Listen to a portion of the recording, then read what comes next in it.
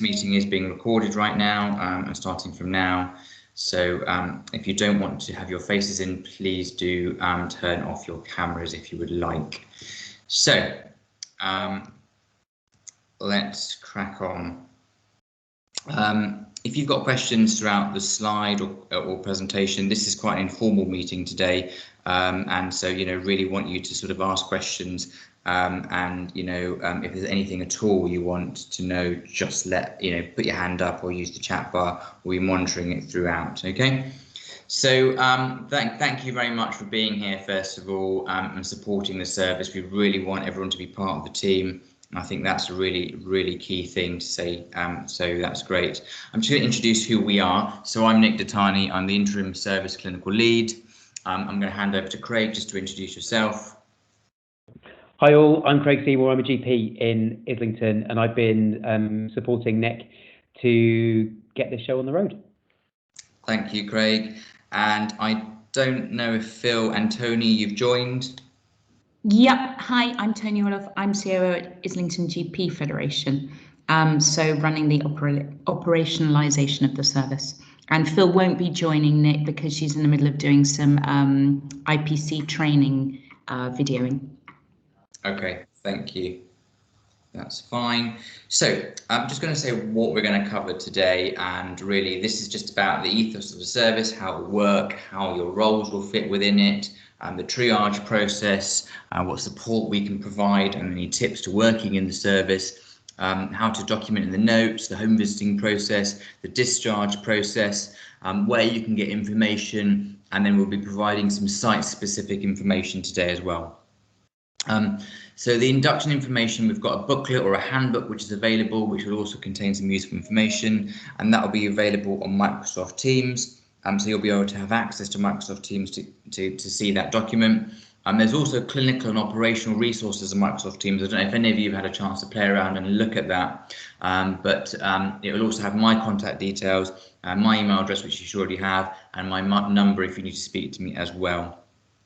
I just really wanted to talk to you about, if you were there yesterday, you would have seen this model and principles of this service, but really the idea is we're right at the top of this pyramid, and practices and patients are generally starting at the bottom, where they present either to NHS Online, self-care, their GPs, and GPs have got the IPC training and confidence to manage those patients that present to them virtually and remotely in the practice. And then if they can't see them or visit them or manage them remotely or virtually, then they are referred into the service. Either the GP wants advice or they feel they might need a face-to-face appointment, which is a home visit in this service. So I won't dwell too much on this, because if you were there yesterday, you'll know about this. And really, what was said and what we did in wave one is people said people won't be benefited with seeing face-to-face. What we also learned is important to be able to assess people then remotely. And what the hubs learned is that actually face-to-face care really added a great deal, because actually it introduced delay in the care of some sick people who needed admission. And the better understanding of the risks of P meant that a high proportion need to be assessed in hospitals, and hospitals cope better than we had feared at the start. And I think that's a really key thing here. And what we also learned, really the key thing in the red at the bottom, is that GPs can do face-to-face and home visits safely using IPC procedures, and we weren't doing anything magic in the hub that people can't do in general practice. And I think that's a key message that we delivered yesterday as well. So about the service, really, the service is really there to support decision-making for clinicians to follow remote assessment, advice on management of those COVID patients, and really we're here to consider whether a home visit is needed by the service where appropriate, and it only offers support within the first 21 days of a COVID illness, and where face-to-face is not possible by the home practice, or they haven't completed IPC training, or and people in here will be familiar with the word SITREP. So the boroughs send out SITREPs to practices to say, do you have acute staffing issues? Do you have GPs isolating? Is your practice closed? All those kind of things that they might need to access the service. The also thing to know is what the service can't do, and we're not here to provide routine home visiting or see or deliver care to patients that are not registered with an NCL GP. But if they are registered with an NCL GP and you think a home visit's needed, but they're not residing in NCL, we won't be able to visit them if they're not residing within NCL, and that's really important as well. All those patients beyond 21 days of illness, and the service can't do swabbing and testing, and it can't send out probes on behalf of practices because there's a local borough service that GPs, as you're well aware, can access. And we can't do ongoing remote management, so we're not here to follow up patients and remotely manage them. So, any questions so far? I'm just going to look at the chat bar. No one's put anything in, which is hopefully all of you know this anyway. But if you do have questions, put this in. I'm going to hand over to Craig to go through the slides, the next slides.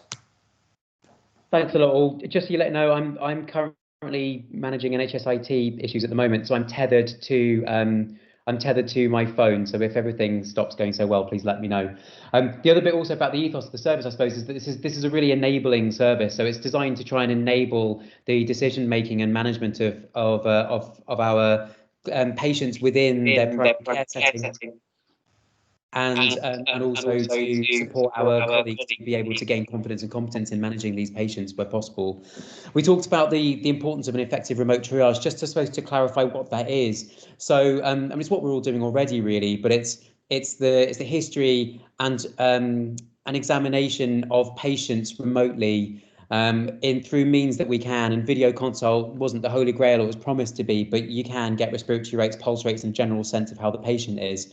But the thing that was the real game changer in all of the initial wave 1 COVID management was the advent of oxygen saturations and understanding about exertional desaturation tests, because actually that meant that a lot of people who you could either work out that they could be safely managed at home, or that actually they needed to go on to hospital quite quickly without, and a face-to-face in a primary care setting often wouldn't add much in there or may add delay. So there's usually 4 outcomes to a remote triage, but it can be really difficult and really scary actually as GPs to be able to try and understand which one of these it is. And so the service is here to try and support that decision making. Can I have the next slide, please, Nick? So you guys may all have been using this all already, but the desaturation test was a real game changer actually, in terms of trying to, even in people who had normal SATs, to work out if they needed to be in hospital or not. The 2 which have as much evidence for them as anything else is the 1-minute sit to stand and the 40-step test, both of which can be done in a supervised way virtually. Although caution, the people who talk about the test advise caution in people whose resting SATs are abnormal, so less than 96%, unless you feel that it's safe to still do the test, and often it is. And if there's a shift of 2% or more from the baseline, then actually the hospital colleagues would like to see them, because we worry about PEs, we worry about significant adverse effects.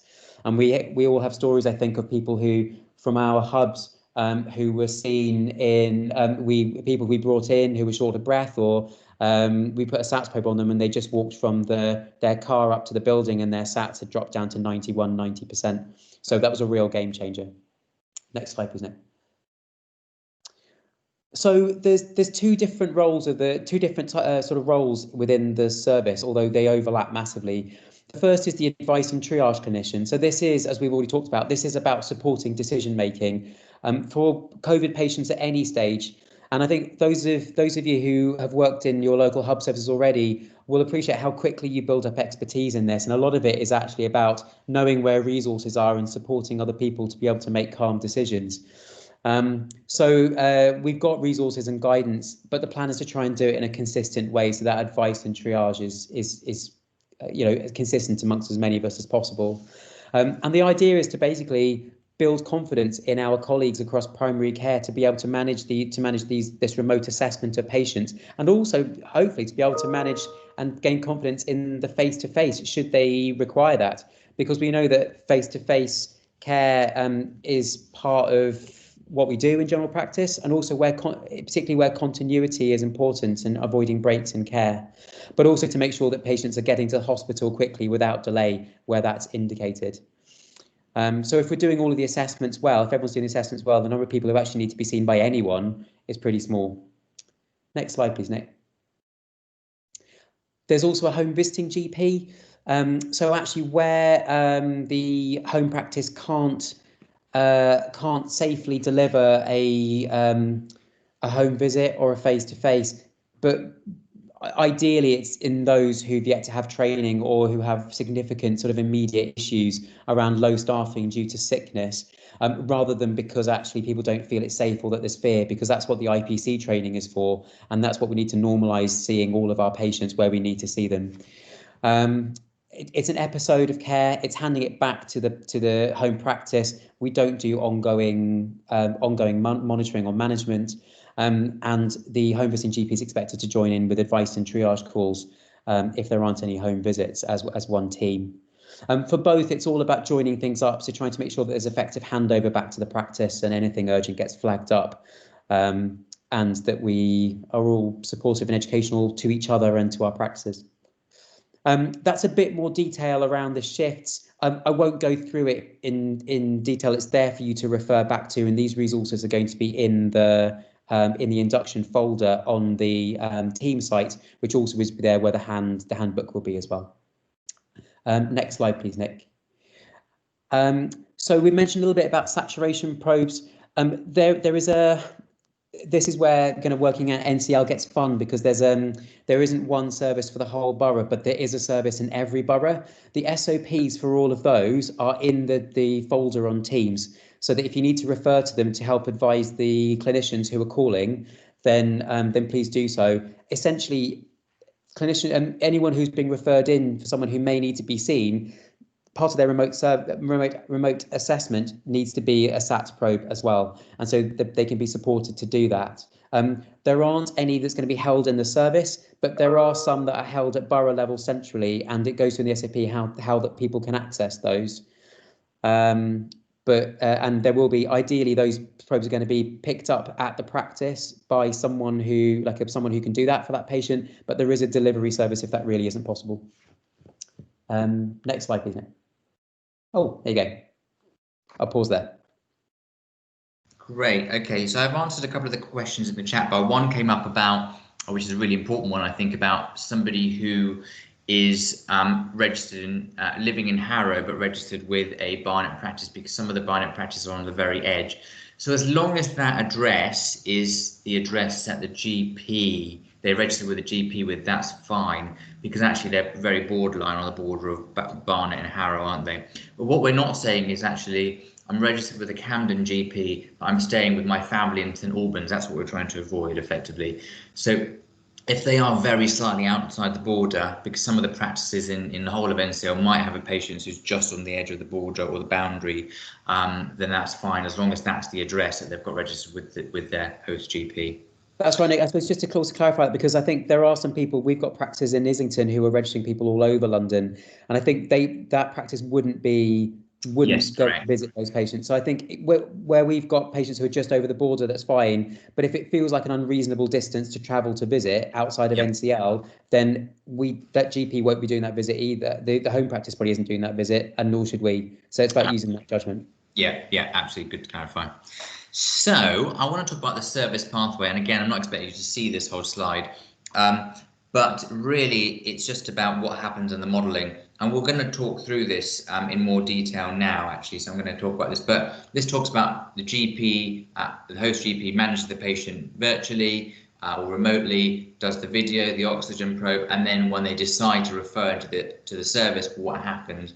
And the ideal thing is, if you're on that triage call today, you then have a phone call with that GP, and then either accept them into the service or not, or give advice, and if you accept them, then you telephone the patient, and then you either give advice or you decide a home visit's needed, and then you discharge the patient and refer them back to the GP. So how does this all work? So the host GP will send a referral, which one of the admin team will receive. And if you were on yesterday's webinar, you would have seen that there's a referral form on EMIS for all GPs. It's already been uploaded onto everyone's EMIS system throughout NCL. And on the form, it's got an email address. The administrator will pick up the email and then allocate it to the triaging GPs on EMIS. Now, the triaging GPs, is going to be 2 of them at any one time, will both work off the same list, whether you're at either site.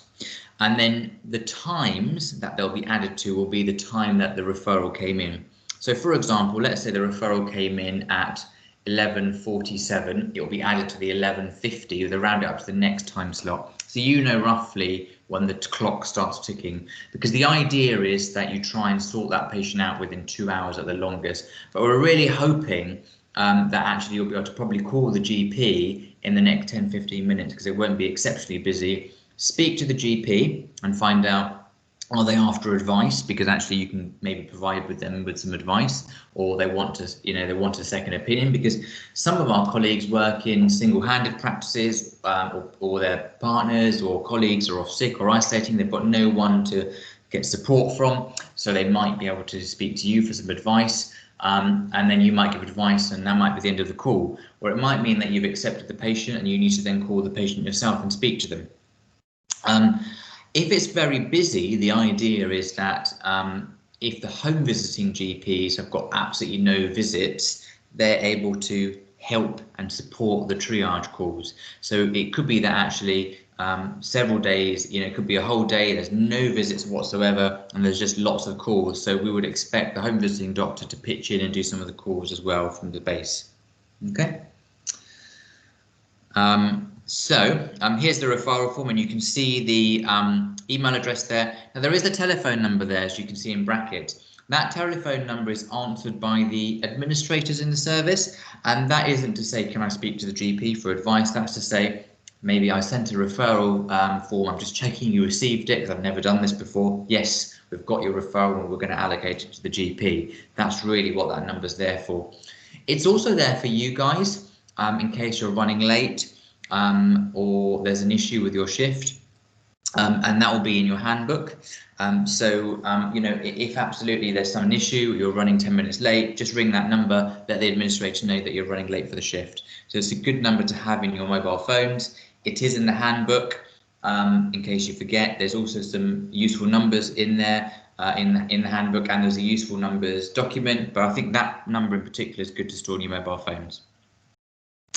So let's talk about the triage process. So the clinicians, so you guys, you're going to read the referral form and then call that referring GP. And then you're going to discuss the referral and document anything you discuss on EMIS. And you're either going to advise some further management, which may include face-to-face or home visiting by the referring GP and or discharge, or you might even refer that patient to hospital, or tell that GP to refer that patient to hospital, and then they're discharged from the service. Or they may be accepted into the service. You might have that discussion with the GP to say, yeah, no problem, I'll call that patient. And then you call that patient, and then you need to consider whether they need a home visit or not. Now, when they're accepted into the service, we're asking you to use the Ardens template to document your notes. And I'll show you a screenshot of that shortly. And there's lots of places for free text as well.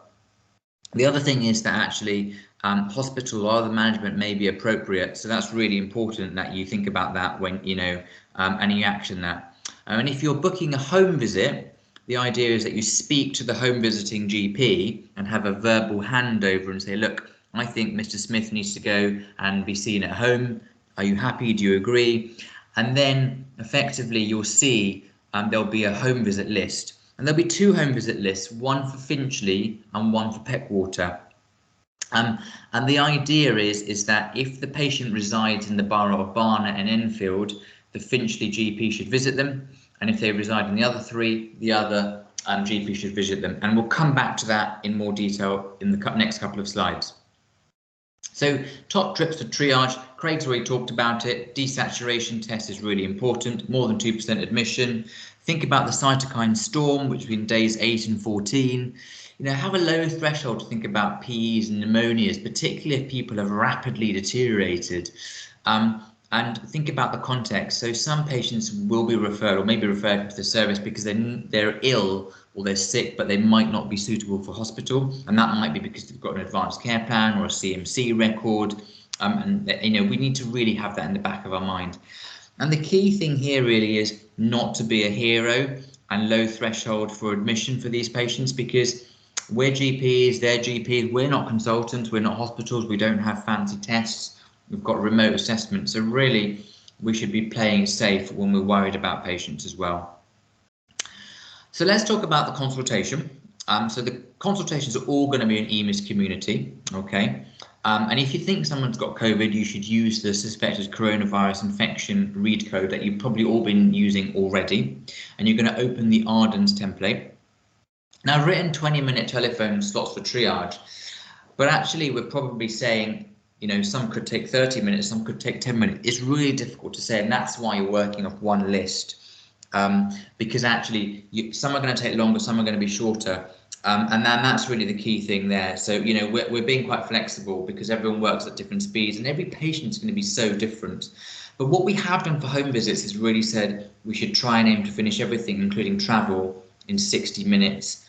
And we need to monitor that because actually, you know, let's just say one patient might take 65 minutes and one might take 30 minutes. It swings around about. It's that kind of thing. We realise that it's not always possible to keep to time, and that's why we want this to be flexible so that you feel supported, that you're not feeling, you know, you can't cope with the workload. So really here to support you, and that's really a key thing here. The key thing at the end also is to, you know, remember at the start, at the end of your session, to make sure that you're handing over things if something's been left, if you're taking over an afternoon shift. And then making sure you're wiping stations down and anything you've used before and afterwards so that things are sanitized using the wipes and surface sprays provided.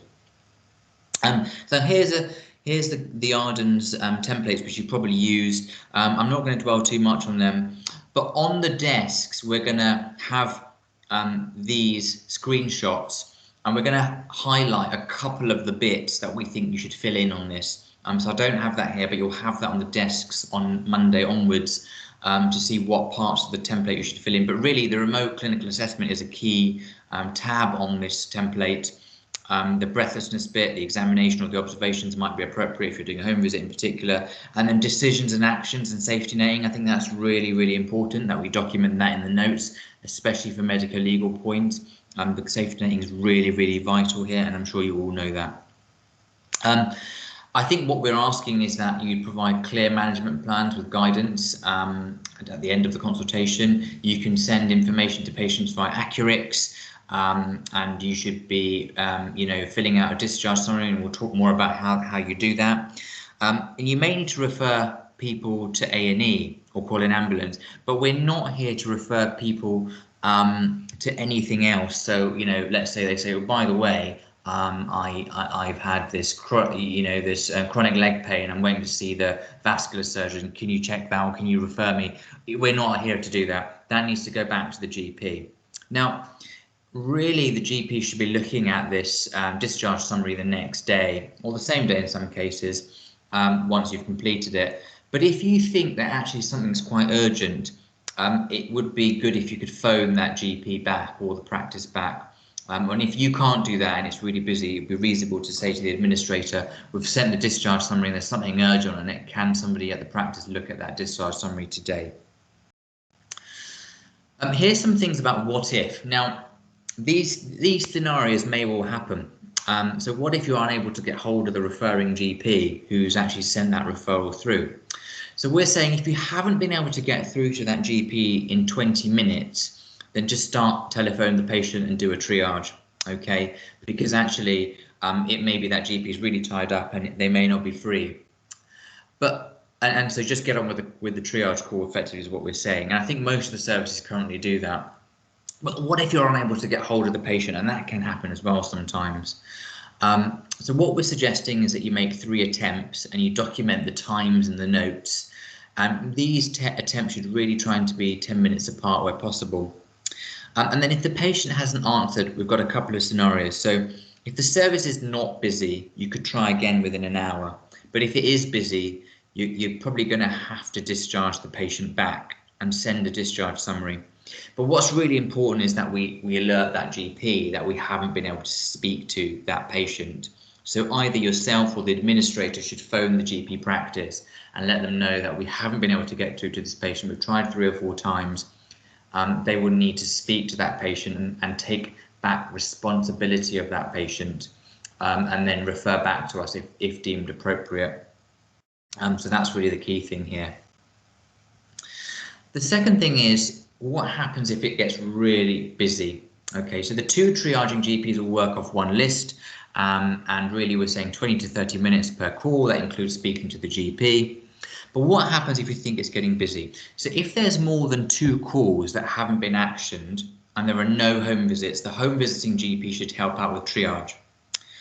But that might not be the case, so there may be no options. If they're both on visits, they may not be able to help with calls.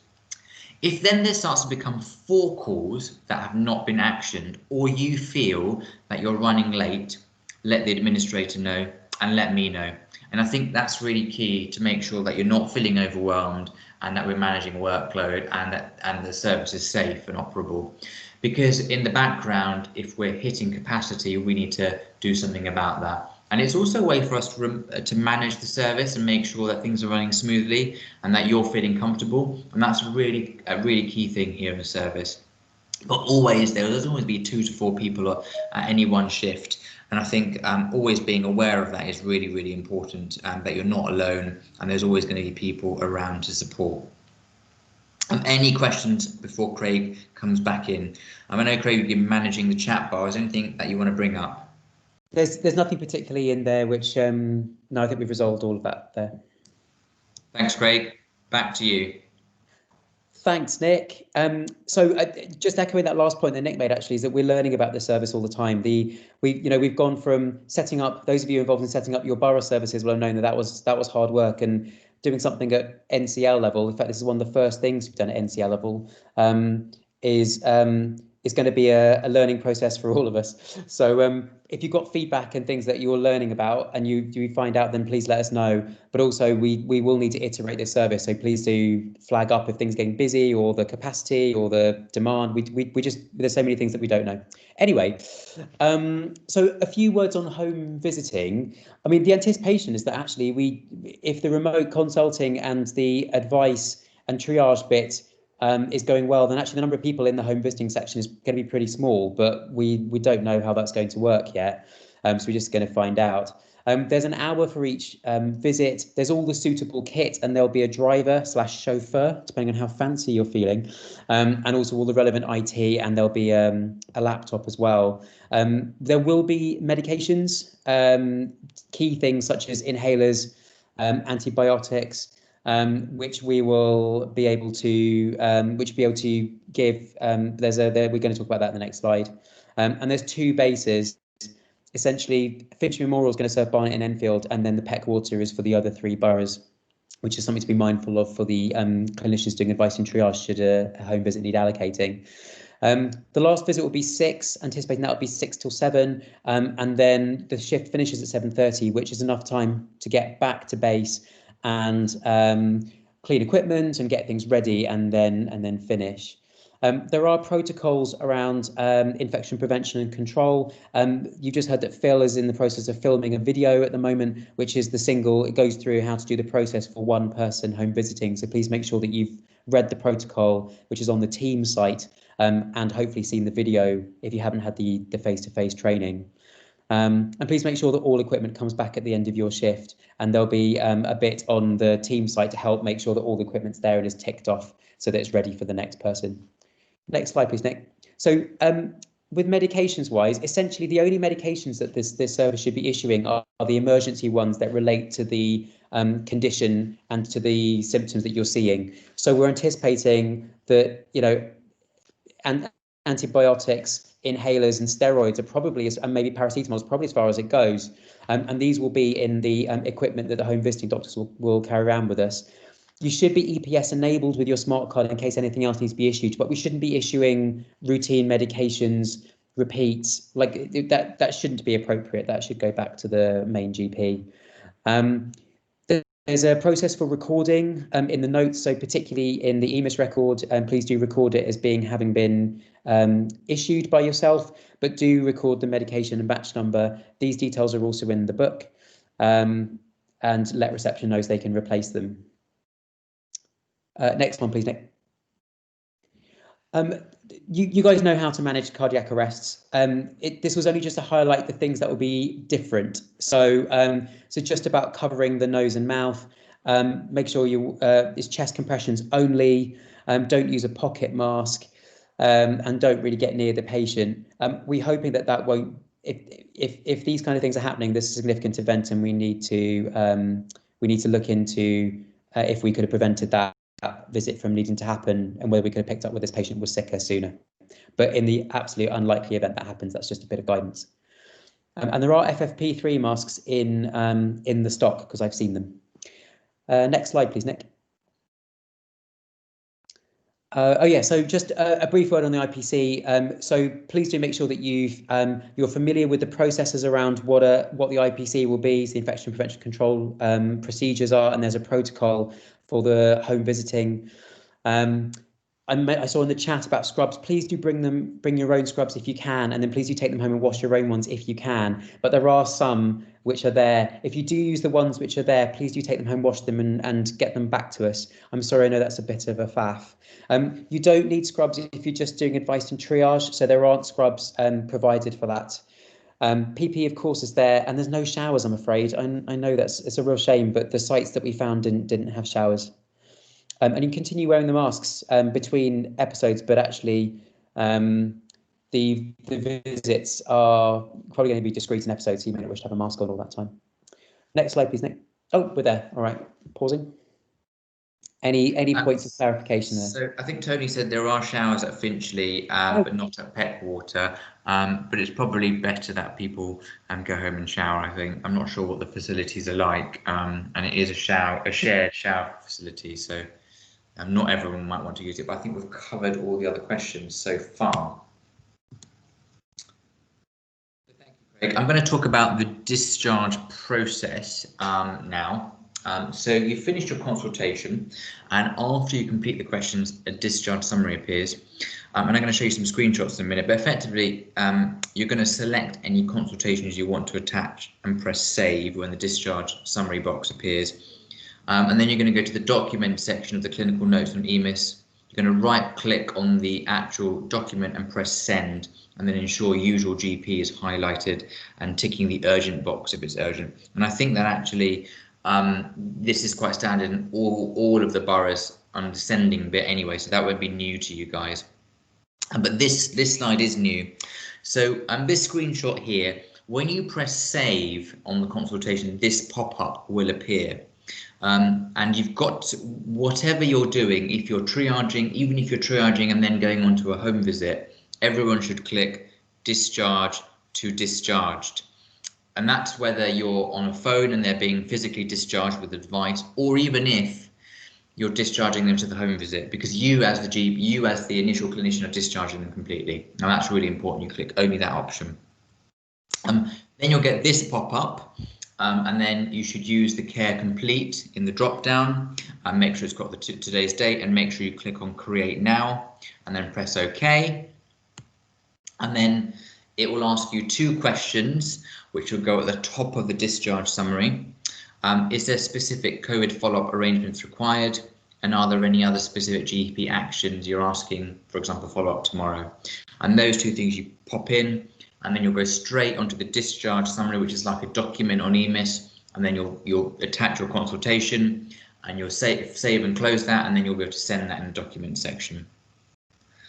The next thing is, it's really important on this summary that you feed back the outcome of any clinical management that you've provided to the patient within the discharge summary, and that should generally come from the notes that you've written in EMIS. But it's also important that you feedback anything that may help the referring GP to better manage a similar patient in the future, if you feel that's appropriate. So if you really feel actually this wasn't a great referral, and actually or they could have done something different, or actually there's some real learning here, it's really important to share that if you can, if you feel it's appropriate, if you feel comfortable doing that, because that's how we all learn from getting that feedback, and that's really key here. The key thing on this slide is to say that if any urgent actions are required, please telephone the practice, or put that in the discharge summary and ask the administrator to phone the practice and let them know there's something urgent on that summary that needs to be done today. Any questions just there about the discharge process at all? Did anything come up, Craig? There weren't any questions about the discharge process. There was just a little bit of discussion around febrile children, and I suppose this line at which, because ideally this service is to enable practices to be able to see their own patients safely, because all seeing patients is part of what we do in general capacity is tricky, and this is designed to try and support the capacity where it's acutely down for whatever reason, if the pandemic sort of hits again, and that the service isn't designed to be a febrile child visiting service, just because we can't possibly do that. And so I think we were just working through that. And ideally, it's people shouldn't be referring to the service because they feel uncomfortable seeing their patients. But of course, this is all a journey. So there's training, there's time, there's building of confidence and competence with it, because we know that over time, actually, if we're doing it enough and we get good at it and we have people to talk about it, then actually practice can be enabled to do that. And a lot of this is remote assessment anyway, which can be done independent of things like premises. So, and all the boroughs and different practices will be at a different stage of that journey. So this will be part of that. We're going to learn about how practices are using it. But if it seems that there's some practices who are using it because they're really fearful of seeing or don't feel comfortable seeing their own patients, then that will be the kind of thing that we'll look at it, look at the numbers, and maybe feed that back in order to see if there's any extra support that might be required for those practices. Thanks, Craig. Really helpful to speak about that. So over to you. Yes, thank you. So we're really keen that you guys feel supported, but you guys will come with your own expertise. But I suppose what we want to try and do also is try and make sure that's calibrated in some way, just so that the advice and the service is as consistent as possible. In Teams, there's an NCL COVID-19 support service team that you should be part of. It should be in your Microsoft Teams, and in that there's a clinical folder, and within the clinical folder there are some subfolders, one of which contains policies, these induction documents and this presentation, and also about SOPs, so procedures and how things work. Please do have a look at those. Within that, there's a document which is the NCL primary care guidelines and pathways. So this has some really clear guidance actually on how to try and work out if someone can be safely managed at home, if they need to go to the hospital, or if they're in the middle, and how to do that. And I think on the next slide, we've got some screenshots of that. But also remember that we're all, oh no, it's not the next slide. Can you go back just one sec, Nick? Also, we're all resources for each other, so we're all learning. So please do use each other. There's the chat facility on Teams and also on the WhatsApp group, perhaps WhatsApp group is better, in order to share stories and cases. But remember that also that this is a supportive enabling service for ourselves, but also for our practices. So we're all learning.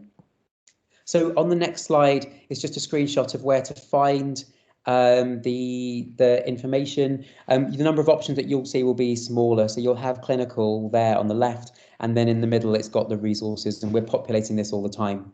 The pathway document I was just telling you about, which contains most of the really useful advice actually in one place, is the NCL Primary Care Clinical 1.8, or that'll be version 1. Whatever as we go, I suppose, won't it? So that's where you should find it. If you can't access them, then please let us know. Next slide.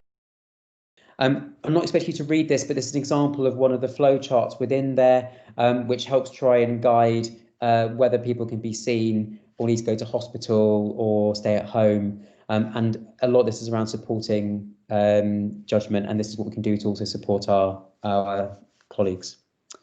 Next slide. We talked a little bit about febrile children already. There is a guideline in there around those who are under 12, which is in the pack. I suppose what we've learnt in general and what our colleagues are telling us is that video consultation can add a lot in children, so you can get a lot of OBS and the parents can help. So hopefully that should then help to guide whether or not kids really need to be seen. Most kids won't have COVID. Most kids with a febrile illness don't have COVID. They've got ERTs and all the usual stuff. And so actually kids being seen in practice is pretty low risk actually. But I know that may not be how it feels, and there may well be some worry about that. Please use the sepsis guideline as decision support, and also the bits in the pack. But also GPs should be supported where possible to see their own kids using IPC principles if necessary, because lots of practices are, and a lot of it is all about training and confidence and police safety net. There's a link to the webinar there, which was the NCL webinar around how to manage children.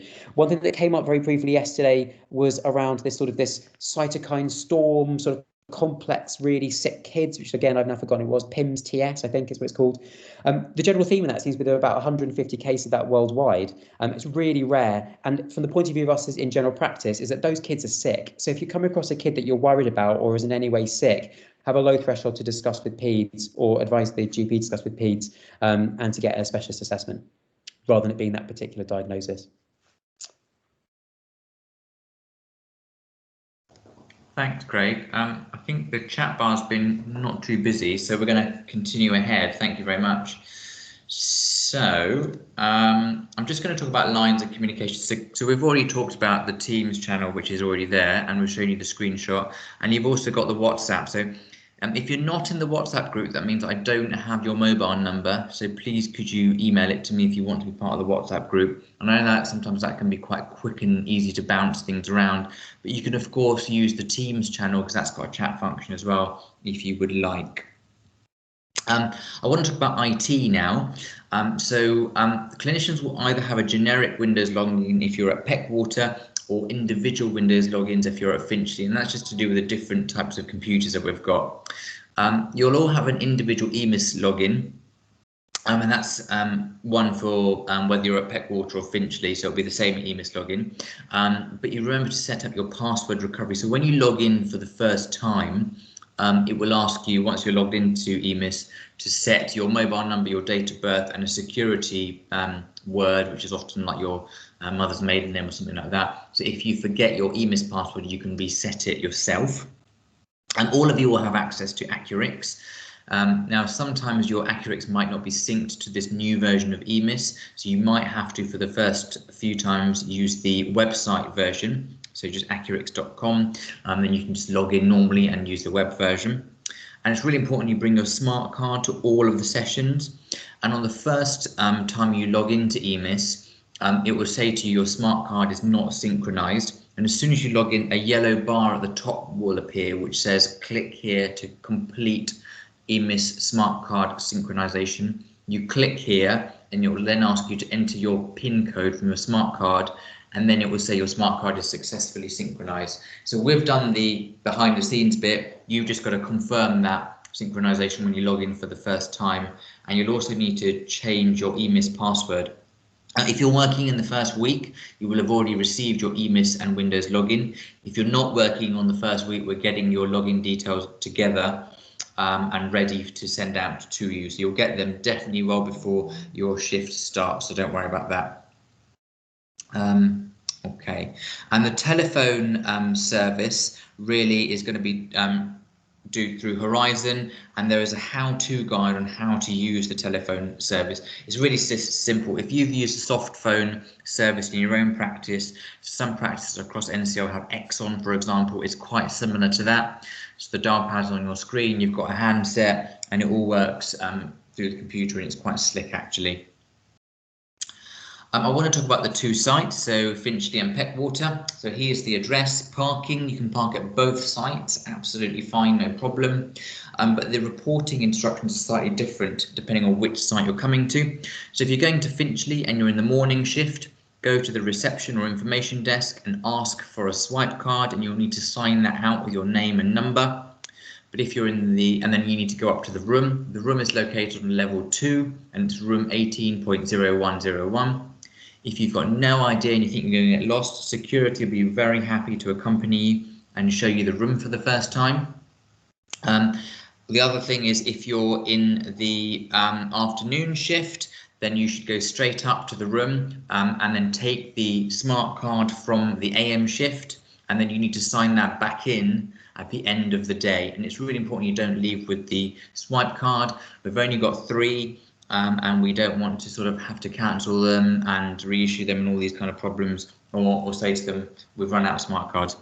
For Peckwater, it's much more straightforward. Press the bell on the front door and the administrator will let you in. So that's quite straightforward. Bit of housekeeping in terms of time. I'm recommending people come at least 15 minutes before their first session to orientate and familiarise yourself. The telephone number is then again there if you're feeling unwell and you're in the afternoon shift or you're running late.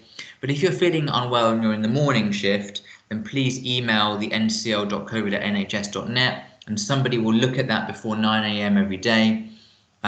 But please do try and swap or cancel shifts online on Rotamaster if you can, or email the email address. I'm going to move to some summary points before we come to any other questions. And I think really we're all a team, we're all here to support one another. And I'm so grateful for you all being part of this service and wanting to work here. I think it's fantastic. And I think it will provide a safe and enjoyable learning environment for all of us to work in. It's an evolving service, so bear with us. There might be some teething problems in the first few days. I've never done an NCL service like this. This is really exciting. Don't forget that cytokine storm, PEs, pneumonias, don't be a hero. Remember the Ardens template, remember to complete the discharge summary, and support each other, support our fellow GPs who might call us and ask for advice. Be professional, be courteous. We're all at different stages with managing COVID. We've all got different sort of thresholds for care. We've all got different levels of confidence. And we're really here to support, because actually it's great to share learning. And I think, you know, it's fantastic to do that. So I'm going to just stop there, because we've come to the end of the presentation. Sorry, we've gone over by 2 minutes, but I just want to check if there's any other questions at all. Craig or Tony, did anyone have any questions that we haven't covered in the chat bar? Yeah, so there were a couple of Himashi's asked some great questions, so thank you so much, Himashi. These are really important questions. So we were talking a little about around throat examinations, and I mean the national guidance is still that we should be avoiding throat examinations, and there are some ways in which hopefully that'll be unnecessary, such as parents taking a photo of their child's throat and sharing that, or using fever pain score, which can help guide if antibiotics are needed, if we think it's a tonsillitis. But it's going to be a judgment call, as we know from any multiple choice question exam we've ever done at medical school. The answer, if it said always or never in the question, then it was false. So it's going to be a judgment call as to what's best. Although I suppose what we're hoping that if the people just need to have a throat exam, or if throat is the only symptoms, then we should be able to manage it, and the throat often doesn't add that much in those, but it's going to be using your experience. And there was one other bit which was around, SATS probe availability. So the SATS probe service is so crucial that each borough service is working well. So feedback around if people are calling up saying, I just can't get a SATS probe, we need to know about it. It's going to be, ideally, they should be directed back to their SATS probe service, because then there are some that can be delivered if a patient has got no one to come and collect it. And so that should be the default position, and that SATS should be done, because we don't have access to SATS probes within the service. We don't have an extra pack. We don't have a secret supply. And if you're really getting nowhere with it, and I don't want you guys getting in a fight, then absolutely, if it's the safest thing to do is to book for a home visit, then fine.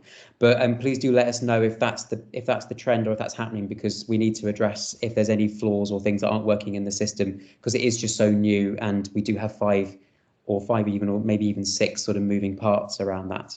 Craig, can I just come in on that as well?